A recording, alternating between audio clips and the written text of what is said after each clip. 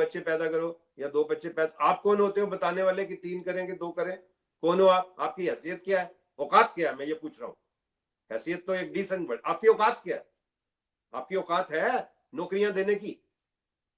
एक को नौकरी देने की औकात नहीं है, कह रहे हो 3 बच्चे पैदा कर दो। तो ये लोग तो सिर्फ तमाशबीन नहीं, ये तमाशा देखने वाले हैं। वो आप सुनते बचपन में देखते ना, पैसा फेंको तमाशा देखो। जी जी। इनके आगे तो पैसा फेंक दिया किसी व्यक्ति ने, आपको पता है। पैसा फेंका हुआ, इतना पैसा फेंका हुआ है इनके आगे कि ये तमाशा कर रहे हैं, सब सिर्फ तमाशा कर रहे हैं। कभी भी कुछ भी बयान दे देंगे, 75 में रिटायर होना चाहिए, फिर कहना चाहिए नहीं होना चाहिए। कुछ मतलब पागल बना रहे लोगों को टोटल।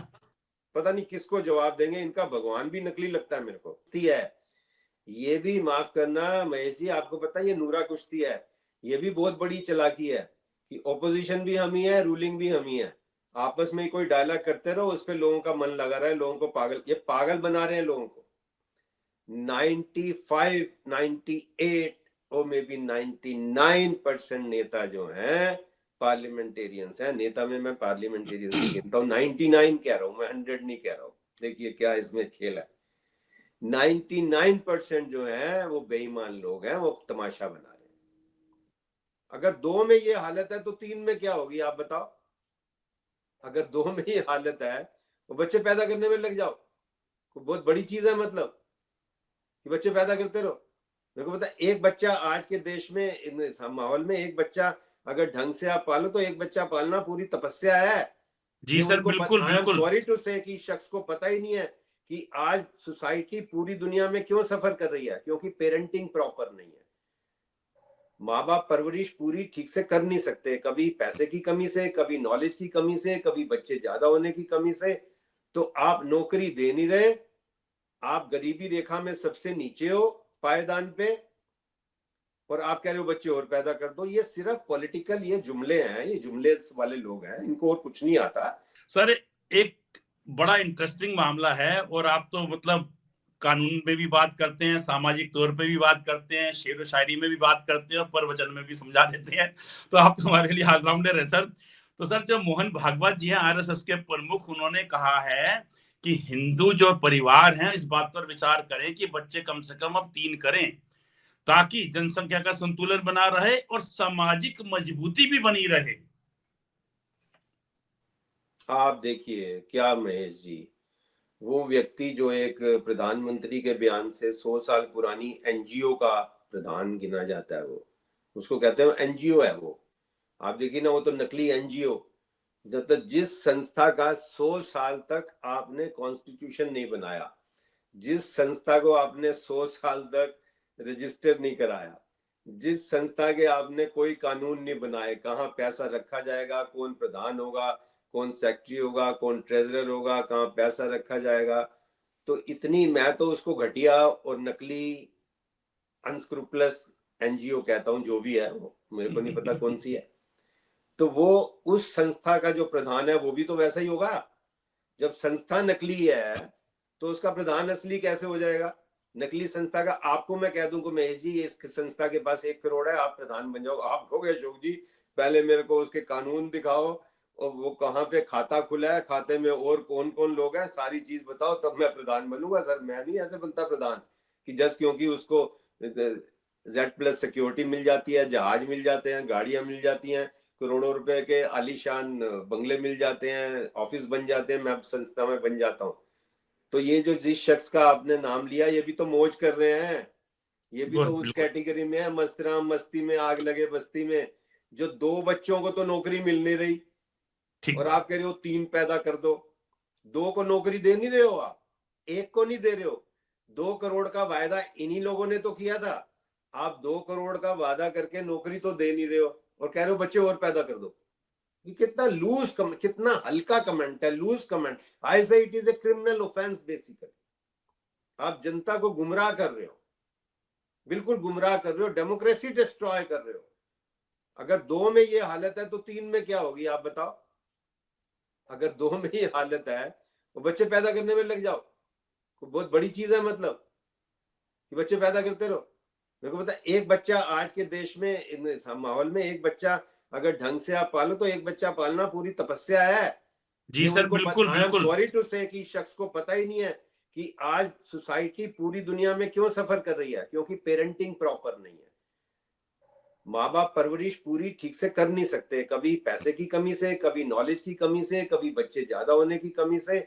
तो आप नौकरी दे नहीं रहे, आप गरीबी रेखा में सबसे नीचे हो पायदान पे, और आप कह रहे हो बच्चे और पैदा कर दो। ये सिर्फ पॉलिटिकल ये जुमले हैं, ये जुमले वाले लोग हैं, इनको और कुछ नहीं आता।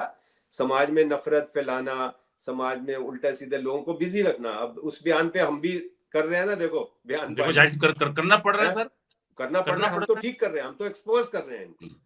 हम ये उनको सपोर्ट नहीं कर रहे, हम तो एक्सपोज कर रहे हैं उनको कि नकली एनजीओ का बाप किसी बाप को क्या शिक्षा देगा कि 3 बच्चे पैदा करो या 2 बच्चे पैदा। आप कौन होते हो बताने वाले कि 3 करें कि 2 करें? कौन हो आप? आपकी हैसियत क्या है, औकात क्या है? मैं ये पूछ रहा हूँ। हैसियत तो एक डिसेंट वर्ड, आपकी औकात क्या है? आपकी औकात है नौकरियां देने की? एक को नौकरी देने की औकात नहीं है, कह रहे हो 3 बच्चे पैदा कर दो। तो ये लोग तो सिर्फ तमाशबीन नहीं, ये तमाशा देखने वाले हैं। वो आप सुनते बचपन में देखते ना, पैसा फेंको तमाशा देखो। जी जी। इनके आगे तो पैसा फेंक दिया किसी व्यक्ति ने, आपको पता है, पैसा फेंका हुआ, इतना पैसा फेंका हुआ है इनके आगे कि ये तमाशा कर रहे हैं, सब सिर्फ तमाशा कर रहे हैं। कभी भी कुछ भी बयान दे देंगे, 75 में रिटायर होना चाहिए, फिर कहना चाहिए नहीं होना चाहिए, कुछ मतलब पागल बना रहे लोगों को टोटल। पता नहीं किसको जवाब देंगे। इनका भगवान भी नकली लगता है मेरे को।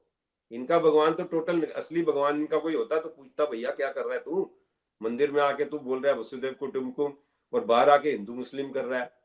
कौन सा है तेरा भगवान, दिखाना मेरे को। अंदर क्यों बोल रहा था वसुदेव कुटुंबकम?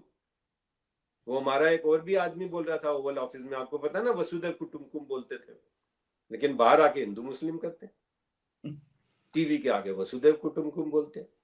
सर इसमें मजेदार बात तो ये है कि जो मोहन भागवत जी के विचारों से कि 3 बच्चे पैदा करे हिंदू समाज, तो सर हमारे प्रधानमंत्री जी तो बिल्कुल भी सहमत नहीं है मोहन भागवत के विचारों से।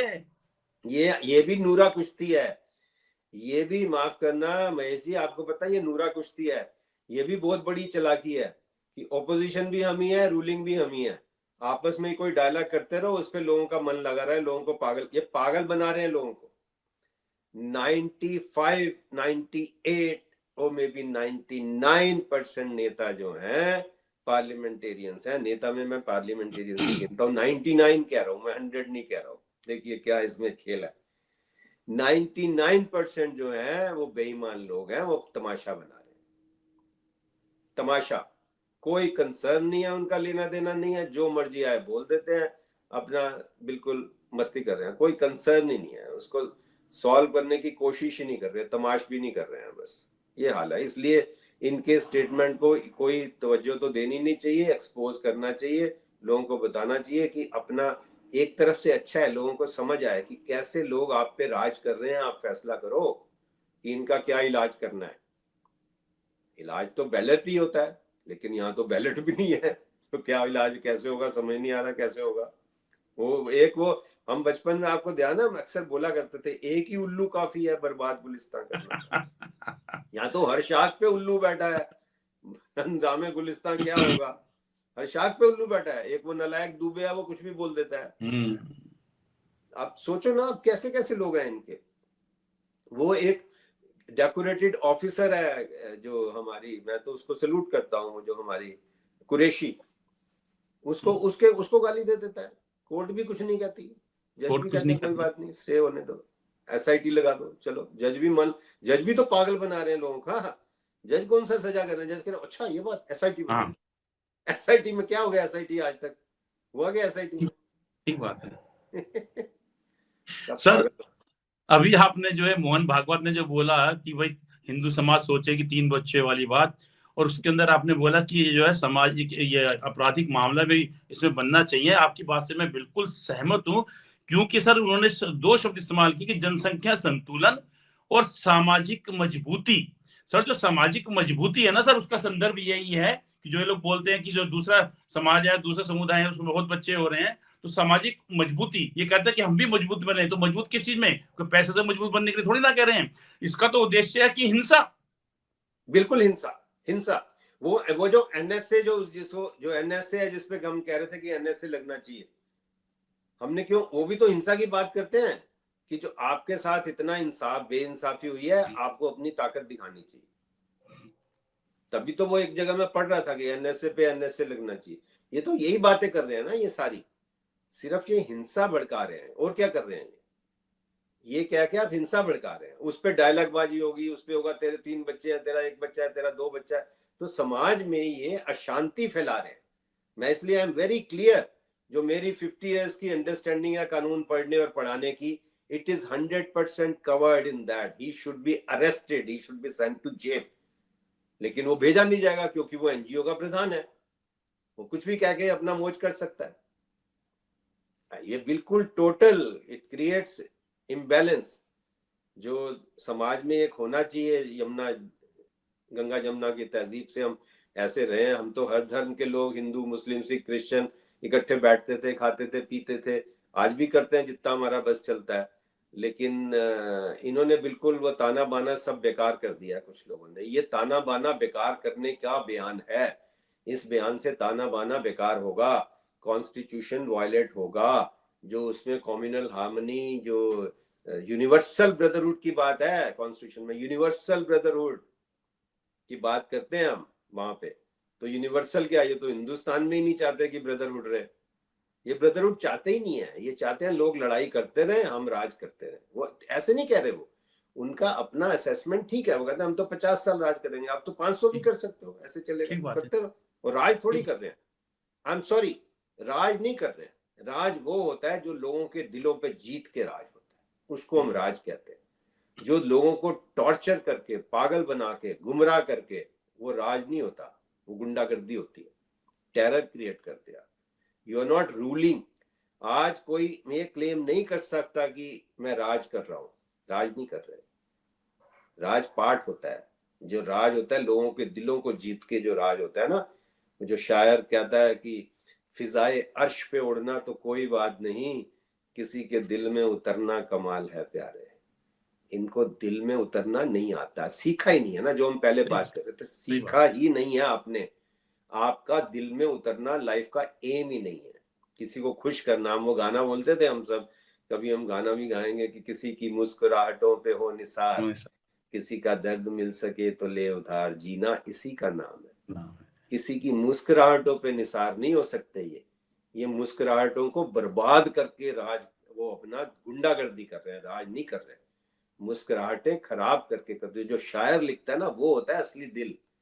शायर लिखता है असली बात। ये शायर ने लिखा है किसी की मुस्कुराहटों पे, शायर ने लिखा है कि फिजाए अर्श पे उड़ना तो कोई बात नहीं, किसी के दिल में उतरना कमाल है प्यारे। ये इनको आता ही नहीं है महेश जी, ये है दुनिया का अफसोस। बहुत कम लोग ऐसे हैं पॉलिटिशियन, जो मैं समझता हूँ पॉलिटिशियन वो है जो दिल जीते, लोगों को जोड़े। सही बात, लोगों को जोड़े। हमने वहां किया है, ये खुद किया है। I take pride in this. Hindu Muslim हम ऐसे, हम ईद भी मनाते थे, वो क्रिसमस भी मनाते थे, दिवाली भी मनाते थे, सारा गुरपुरब भी मनाते थे सब, और उस सब में सब ज्वाइन करते थे, सब में सब ज्वाइन करते थे। सोसाइटी अच्छे से चलती थी, जज भी आते थे, प्रोसिक्यूटर भी आते थे, पुलिसमैन भी आते थे। तो वो तो सपने हो गए, वो ऐसा लगता है कि कहानियां थी। वो कहानियां लगती हैं कि वाकई ये भी माहौल था। और उसी माहौल में हमने पॉलिटिक्स करी, आपने देखा, हम तो इलेक्शन लड़े, जीते ना। ठीक बात है, ठीक बात है। उसी माहौल में ना, दारू पिला के थोड़ी जीते। अब तो आपको पता है दारू पिला के इलेक्शन जीतते। वो नेता भी ऐसे, बाहर में भी ऐसे नेता आगे दारू ही पिलाई जा रही है। मैंने ये खुद केस किए हैं महेश जी, मैंने खुद केस किए हैं ऐसे, इन द सेंस कि मेरे को किसी ने, बच्चे ने बोला सर मैं 3 कैंडिडेट्स की दारू पी चुका हूं, लेकिन वोट तो आपको दूंगा। तो मैंने कहा अच्छी बात है बेटा। तो ये हालत ये हो गई है कि सारे कैंडिडेट दारू पिला रहे हैं, तो वो ढूंढता है किसने नहीं पिलाई उसको, देखूं कौन बंदा ऐसा है जो बिना दारू वाला कोई है। तो और आप हमसे जुड़े रहने के लिए सब्सक्राइब करें YouTube पर, फॉलो करें Twitter पर और लाइक करें Facebook पर। और ज्यादा जानकारी के लिए आपको टाइप करना होगा सिर्फ न्यूज़ नशा।